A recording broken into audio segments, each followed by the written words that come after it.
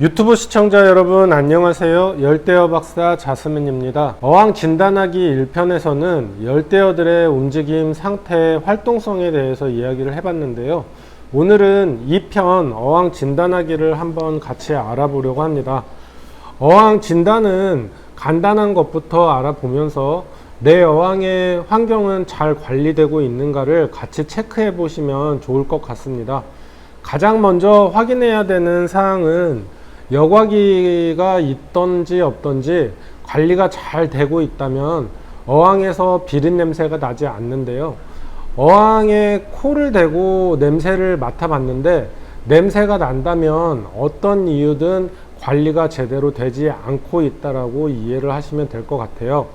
보통 열대어 키우시는 분들 대부분이 비린냄새는 당연히 나는 것이라고 생각하시는 분들이 많은데요. 만약 당연하다고 한다면 현재 운영하고 있는 수조가 한 100개 정도 이상이 되는데요. 비린냄새 때문에 아마 매장 운영이 안 될 거라고 생각이 돼요. 하지만 매장에서는 비린냄새가 나지 않는답니다.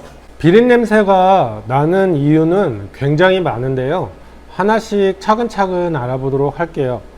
대부분 비린냄새는 먹이 때문에 생긴다고 하셔도 될 만큼 먹이가 차지하는 비중이 많답니다. 먹이를 많이 주게 되면 열대어가 다 먹지 못하게 되고 어항에 쌓이게 되며 부패하여서 물이 썩고 열대어가 살 수 없는 환경이 되면서 비린내가 나기 시작을 하는데요. 먹이를 주는 양은 열대어가 죽는 이유 영상을 참고하시면 될 것 같습니다. 먹이로 인해 물이 깨지고 비린내가 나기 시작한다면 이후 증상으로 백탁이 오거나 열대어들이 한 마리씩 죽어나가는 등의 증상이 나타나기 시작하는데요. 이것은 여과기의 박테리아 사이클에 문제가 생긴 것이며 바로잡기 위해서 새로 물잡이를 하는 것이 빠르긴 한데 열대어가 많아서 다시 물잡기가 힘들다고 하신다면은 먹이는 최소한으로 주시고 환수를 자주 해주고 박테리아를 주기적으로 넣어주시는 것이 좋답니다. 비린내가 나는 두 번째 이유는 어항 안에 부패되는 것이 있기 때문인데요. 첫 번째에서 먹이가 부패해서 나는 비린내가 아니라고 하면 어항 안에 수초가 녹아서 썩는다거나 열대어 시체가 부패되고 있다거나 하는 부패하고 있는 것이 있다라는 것인데요. 원인을 제거한 후에 1번과 동일한 방법으로 조치를 취해 주시면 될 것 같아요. 세 번째 비린냄새의 이유는 물의 순환인데요.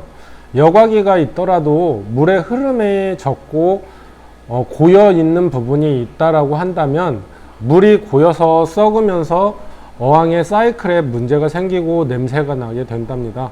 에어레이션이나 여과기 위치 변경 등을 통해서 물의 흐름을 만들어 주고 순환이 잘 되게 만들어 주면 된답니다.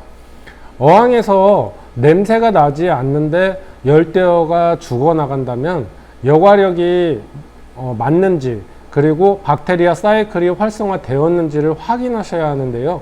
눈으로 보이지는 않지만 여과력 즉 박테리아가 많지 않은 경우 나타나는 증상들이 있답니다. 첫 번째, 먹이를 주면 백탁이 온다. 두 번째, 열대어들이 물 위에 가만히 떠 있거나 가라앉아서 움직임이 없다. 세 번째, 백전병, 꼬리녹음, 배마름 등 수질 관련 질병들이 많이 발생한다.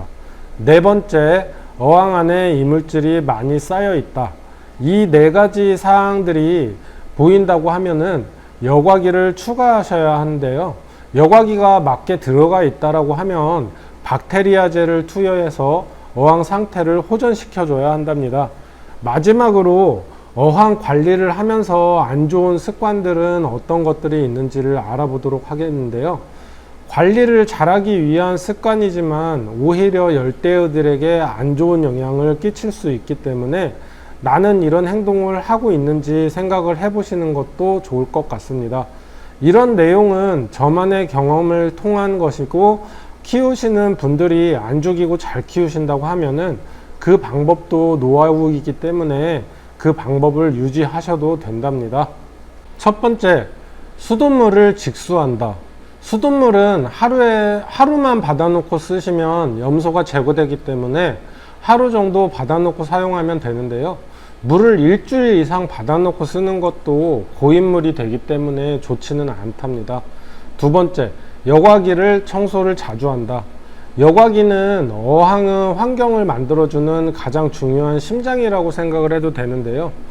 여과기가 지저분하다고 자주 씻는 것은 박테리아 양을 줄이는 것이고 가장 위험한 행동 중에 하나이기 때문에 여과기 청소는 될 수 있으면 하지 않는 것이 좋고요. 어쩔 수 없는 상황이라고 하면은 어항물을 떠서 가볍게 겉에 쪽만 문질러 이물질을 제거하고 다시 넣어 주시는 것이 좋답니다.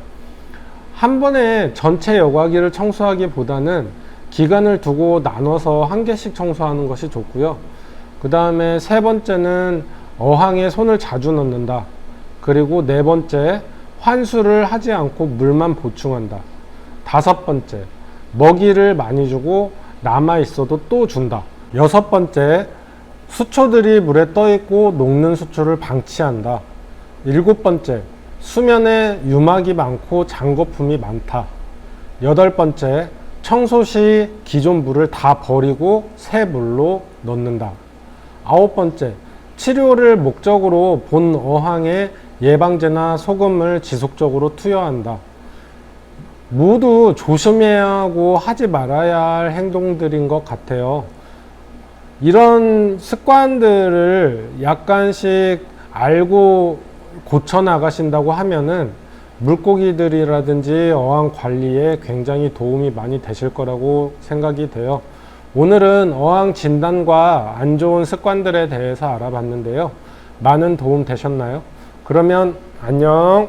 열대어를 잘 키우고 싶으시다면 구독, 내용이 도움 되셨다면 좋아요 눌러주세요.